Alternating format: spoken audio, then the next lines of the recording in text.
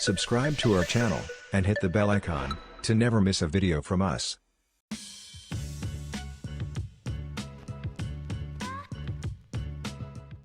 Hello and welcome to the Expert Interview Series, and today we have with us Dr. Ajit Kumar Kar, a distinguished leader in the field of learning and development. He is currently working as Deputy General Manager of L&D at IMFA Ltd, and he is also a co-founder of CHRD. His accolades include the T.A. Pai Young HR Leader Award by People Business and the Economic Times, as well as serving as judge for the Brandon Hall HCM Award. Dr. Ajit's expertise extends beyond traditional HR practices, as he is certified global coach, LinkedIn social selling professional, design thinker, and NLP practitioner. We welcome you to the Expert Interview Series, sir, and hope our viewers get to learn from your experiences. Thank you so much, Pooja. Right. So, of course, you have plenty of experience in the field of learning and development. With your experience, what do you believe are the essential qualities of an effective leader in the field of HR and L&D? So, Pooja, if you talk about, the qualities or characteristics of an effective leader, so I think the line would start from somewhere and it will not get over. It will not get to a conclusion and end. But still, that few very important aspects which a leader should have in terms of talking about HR or L&D. The first very important factor or maybe aspect is empathy. That's what I feel, because unless until you do not put yourself into the shoes of your audiences, participants, or even the stakeholders, or maybe the HODs or functional heads and all that, you will never be able to understand what is that is required for an organization, or maybe in terms of learning and development or HR initiatives to become successful. Right. So that's one. And second very important thing which I feel is like strategic vision. So we have been doing lots of things. Rather, many organizations, they have been into lots of initiatives and interventions, but are they really benefiting the organization in long term? So how do we align our goals, maybe HR or L&D's goal, with the goal of that of an organization? That's very important. That's very important.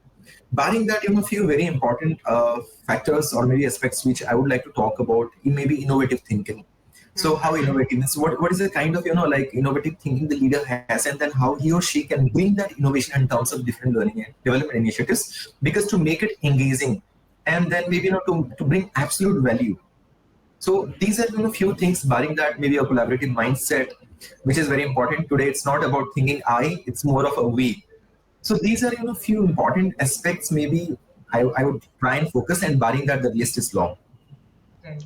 So, being into the L&D department, sir, how do you approach designing and aligning learning and development initiatives to support organizational objectives? See, Pooja, the first very important factor, whenever we design any program, is who's my audience. And generally, I follow a principle called as CED. Okay. So CED stands for connect, content, engagement, and delivery.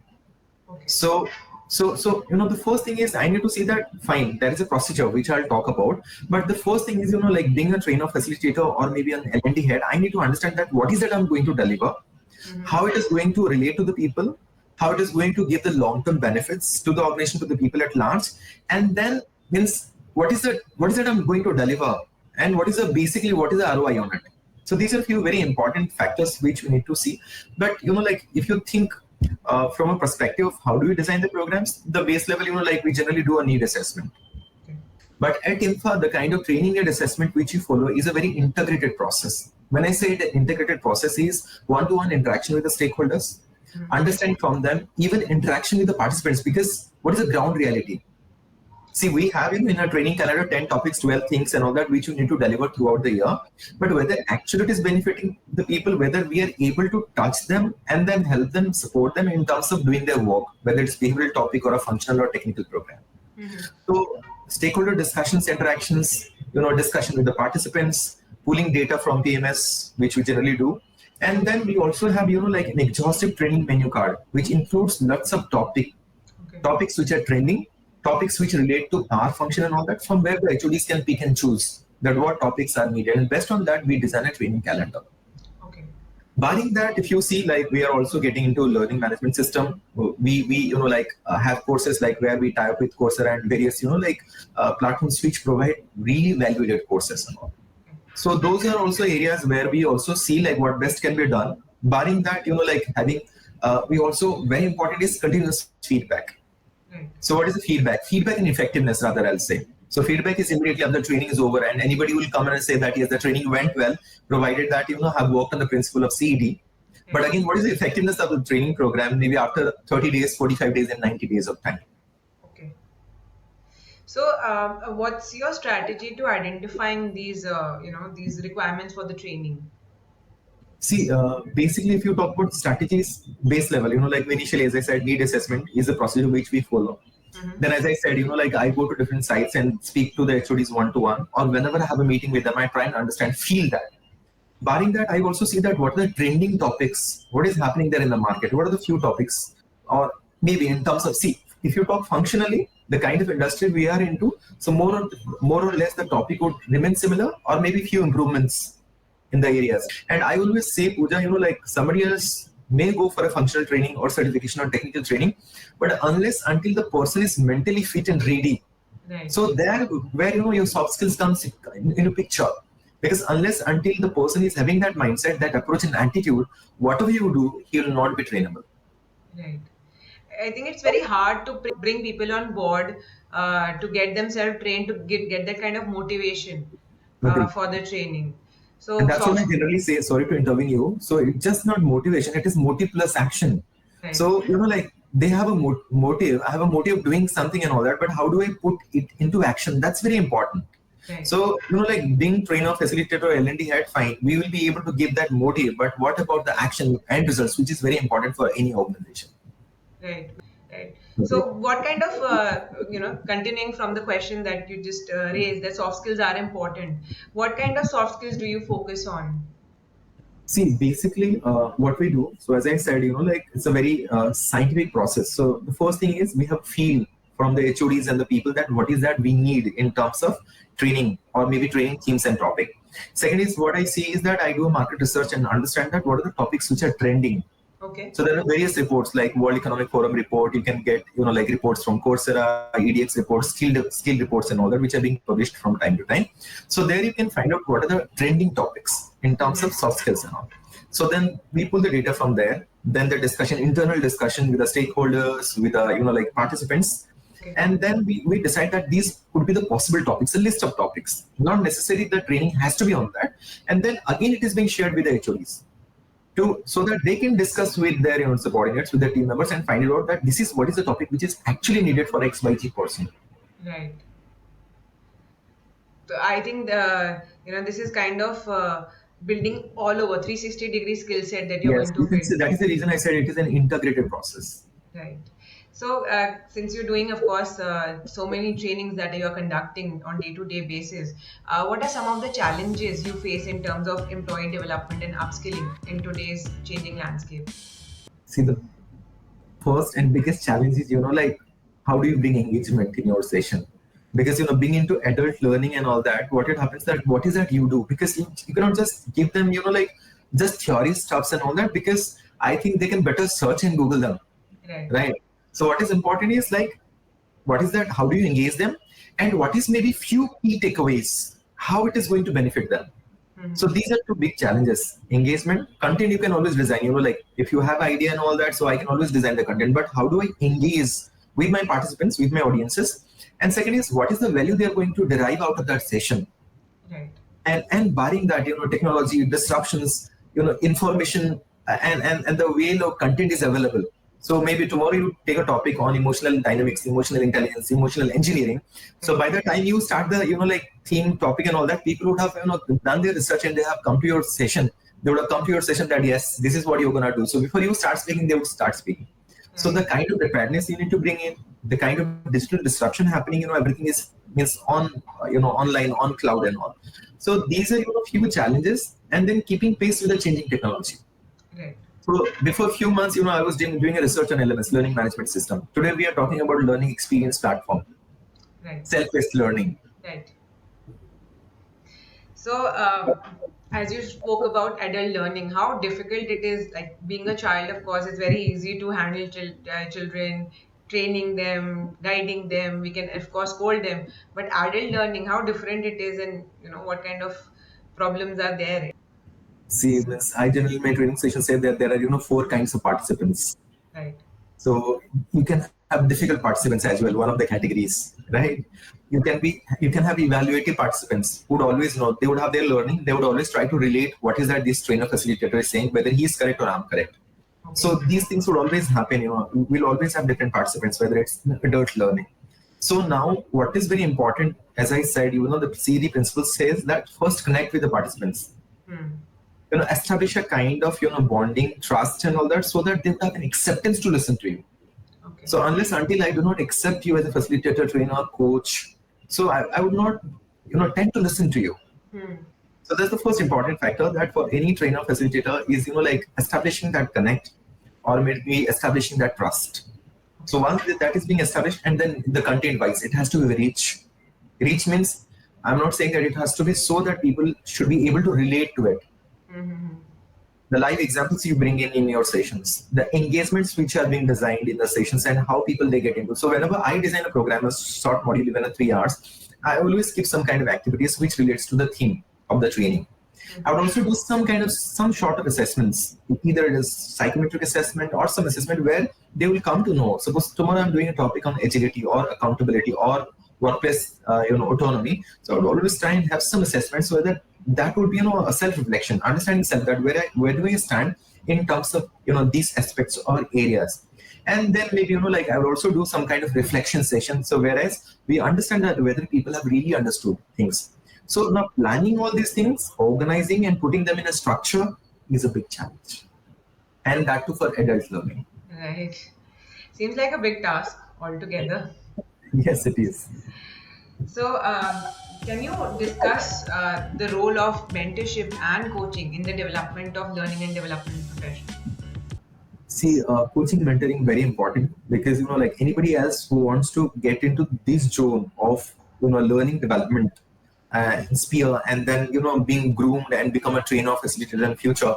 The first important thing I'll say: learn, and learn. Because information is what we say is the king, or information is very important. So the more information you have, more research you have, more knowledge you'll have. So you'll be able to connect with people, and then you'll be able to make sense. That's very important. So I'll say the first very important thing for somebody else, to get into this zone, learning and development zone, is like getting a right mentor, and mentor who's really knowledgeable and brings in the kind of experience in terms of L&D, learning and development. Then career guidance is like how does the person like moves in the career path, starting from a facilitator, trainer, or maybe like somebody else who can start initially in any organization as a training coordinator. So now guiding that particular person and mentoring and coaching. So in these areas, so starting from learning, networking opportunities, career guidance and all that. So these are few things which a mentor has to do for someone who's interested and inclined to get into learning and development, zones. Okay. So, there are a lot of people who want to get into this profession of learning and development. What advice would you like to give to these professionals who are seeking a career in L&D? See, the first very important, factor, learning and development would always be a job where you would find the kind of satisfaction if you have got the right passion for it. Okay. Let's not get into learning and development because I want to become or I want to be into learning and development domain, but I have a passion of doing it. That's very important. Okay. So anybody else who wants to get into this zone, so learning, as I said, is definitely needed, and then try and have different kinds of certifications because that would add value. Barring that, also we need to understand different learning psychology, so that means I'll be able to do justice when I deliver different programs. So learning, then maybe like getting into different kinds of courses and certifications, understanding learning psychology and all that would help. And then like the more I know people, network with them and learning from new experiences, pure learning and all that. So these things are gonna help. So once I have, or maybe somebody else has the basic certification and all that, and then gradually the person, he or she can start working on these areas so that at least he or she has got all the characteristics, attributes in that person, so that he or she can grow as a trainer and facilitator. Okay. So I think given that there are so many trends that we foresee in the future, what kind of tools and practices do you follow to imbibe these industry trends into the learning and development system? See, the first very important thing is reading and doing research. So what I generally do, I always keep, browsing on internet, or maybe I will connect with people and different forums, groups, social groups and all that, and I try and understand what is new happening. And once I get something new and all that, and which relates to my domain, maybe L&D, learning development, I would always do a research on it and try and find out what is this all about, so that I gain that knowledge. So the first thing, I'll say, network with people, get into different social media and different platforms and all that. And there are lots of, affiliated bodies where you can be a member, and then workshops, seminars, these are things which are happening in and around. So what means we need to do is we need to keep pace with all these things, keep ourselves, updated that what is happening in and around in our environment. So as you talked about AI, how is it impacting the L&D sector? See, people have a tendency, like maybe if AI is coming and then jobs would be lost and all that, but I don't think so. So what is AI is an enabling factor. If I have to give a live example, so, like if I have to ask ChatGPT to write something, suppose maybe I'll ask ChatGPT that, design something on learning and development effectiveness, design something or a format or a structure or a procedure and all that. It would always do that, but that feed has to come from me. What is that I want? I know that. ChatGPT doesn't know. It will give me, 10 things, 5 things, or maybe, 12 things, but I'll have to use my caution, my brain to understand that what is that I need, how do I customize? Because you cannot get everything customized fitting into your need. Right. So though AI would always be there, AI can always become an enabler, provided that we know that how do we use that AI. And very important is it has to be ethical AI. Right. So in order to be in pace, you have to first learn how to use it as per your customization. Okay. So as we reach to the end of the interview, I'd like to ask, what is the one quotation that you live by your life? I will always say people love what you do and do what you love. Okay. So that's the passion that you build in. Yeah. So being in the training space and all that. So I love connecting with people, knowing them, conducting sessions, getting into something which is happening new in the field of L&D domain and all that. So that is an area which I love. That's my passion, and that's the reason I've been into this domain since last 15 years. So what was your passion when you started this? So initially when I started, I started as a school teacher. My journey started as a school teacher. So I was teaching English and all for a school, and then for class 6th basically. And the journey started from there. I think I delivered my first training program when I was into graduation. Okay. So I did a short program for people on CRM, customer relationship management and all. So that was my first kind of, intro to learning and development domain. And then from there, the journey started. So initially I was into freelancing, training, consulting, and gradually moved into, the training domain. How different is teaching from the corporate world? It's completely different. In teaching, when you talk about teaching and all that, it's more of, you're teaching students something maybe which will be of use then and there, or may not be, have usage. So it is more of, I'll not say today the teaching and all that may not be theory based, but it has theoretical aspect. Whereas, once you are into corporate and all that, maybe that knowledge would help you, but that will not suffice. So being into corporate, it is more of, I can say in this way that, what theory you learn, or maybe, which is being taught in schools and colleges, when you get into corporate, so that is more becomes an applied learning. Right. It's more of application. So being a teacher, you build up those skills to reach to that level and then apply there. Yeah. Thank you so much, sir. It was wonderful. I think I have plenty more questions, but maybe we have to take one more session for that. It was a pleasure to have you, and hope people who watch this get to learn, get to explore more about L&D. Thank you so much, Pooja, for this opportunity, and I look forward. Subscribe to our channel and hit the bell icon to never miss a video from us.